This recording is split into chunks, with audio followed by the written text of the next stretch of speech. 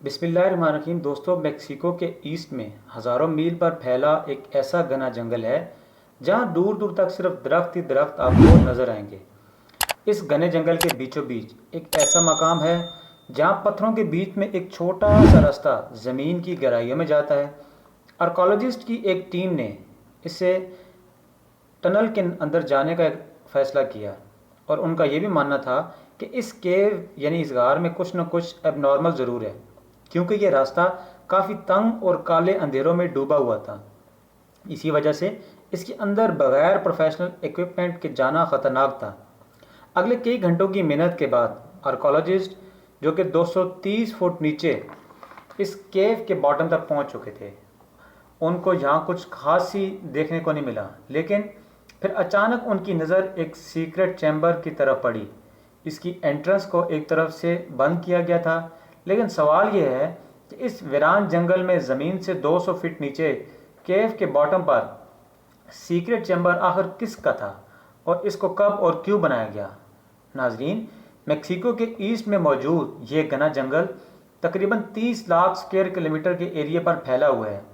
درختوں کے اس سمندر کے سائے تلے مایا کی سویلائزیشن کی کھوئی ہوئی دنیا کے راز آج بھی چھپے ہوئے ہیں۔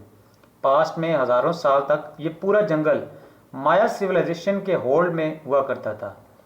یہاں انہوں نے اپنے کئی شہر آباد کر رکھے تھے۔ مایا سویلائزیشن کے لوگ کافی سکلڈ مانے جاتے تھے، کیونکہ انہوں نے اینشینٹ ایجپٹ کی طرح اپنی سٹی میں پیرامڈس بھی بنا رکھے تھے۔ اس کے ساتھ ساتھ یہ لوگ agriculture, poetry writing, calendar making, mathematics اور آرٹیکل آرٹ ورک میں بھی بے حد مہارت رکھتے تھے۔ ایکسپرٹ کا ماننا ہے کہ اینشینٹ مایاز نے اس ایریا میں 60 سٹیز بنا رکھے تھے، جہاں بڑے بڑے محلات، پیرامڈس اور ٹیمپلز بنائے گئے۔ یہاں کی ہر سٹی کا ایک الگ کنگ ہوا کرتا تھا، جس کو مایامس اپنا گاڈ مانتے تھے۔ ان میں سے کچھ سٹیز کی بلڈنگ تو آج بھی صحیح سلامت کھڑی ہیں، اور ان کو ڈیلی ٹورسٹ کی ایک بڑی تعداد وزٹ بھی کرنے آتی ہے۔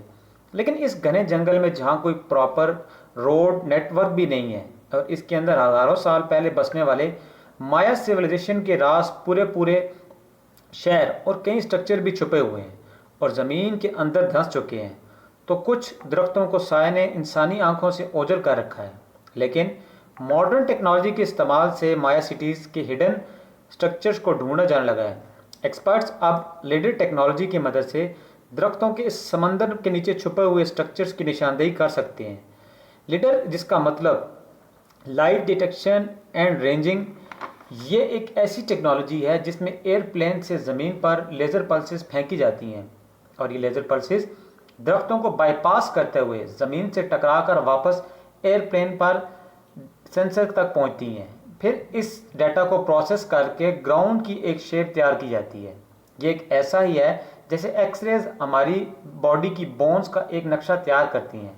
حیرت انگیز طور پر ابھی تک 5000 سے بھی زائد مائنز کے سویلائزیشن ریمینز رہ چکی ہیں، لیکن ایکسپرٹ کا خیال ہے کہ اصل میں مائنز نے اس سے بھی زیادہ سٹرکچر بنائے رکھے ہیں۔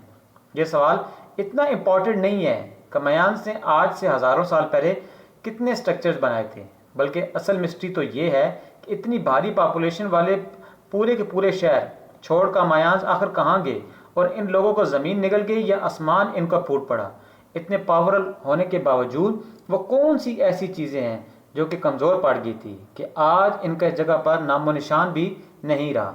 ریڈار ٹیکنالوجی کی مدد سے آرکیالوجسٹ پہلے یہ جانتے ہیں کہ جنگل کے کس پوائنٹ پر مایانز موجود ہیں، اور پھر فزیکلی جا کر سائٹس پر ایکسپلوریشن کی جاتی ہے۔